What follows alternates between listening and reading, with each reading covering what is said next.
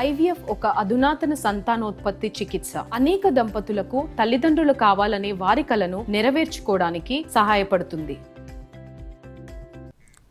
ఏపీలో రేపు 13,326 పంచాయతీల్లో గ్రామ సభలు నిర్వహిస్తున్నారు. ఒకే రోజు ఇంత పెద్ద స్థాయిలో గ్రామ సభలు నిర్వహించడం దేశ చరిత్రలో ఇదే తొలిసారి. ఉపాధి హామీ పథకం పనుల్లో భాగంగా 4,500 కోట్ల నిధులతో 87 రకాల పనులను గ్రామాల్లో చేయనున్నారు.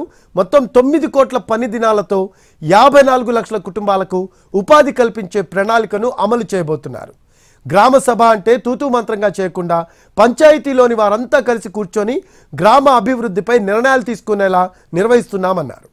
గ్రామాలకు ఆదాయం అభివృద్ధి పెంచేలా ప్రణాళికలు రూపొందించనున్నారు. గ్రామ ప్రత్యేకతలకు బ్రాండ్ రావాలి అన్నదే తమ ప్రభుత్వ ఉద్దేశమన్నారు డిప్యూటీ సీఎం పవన్ కళ్యాణ్.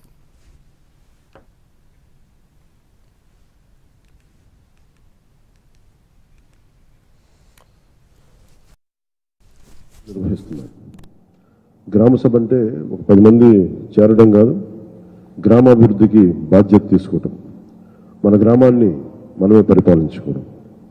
భారతదేశపు మూలాలు, జీవం, చైతన్యం మన పల్లెల్లోనే పదిలంగా ఉంటుందని మహాత్మా గాంధీ గారు చెప్పారు. అలాంటి పల్లెల బాగు కోసం సాధారణ పంచాయతీలను స్వయం శక్తి పంచాయతీలుగా సాకారం చేసుకునేలా మేము ఈ పంచాయతీల గ్రామ సభల్లో పాల్గొనండి, దిగ్విజయం చేయండి. గ్రామ సభ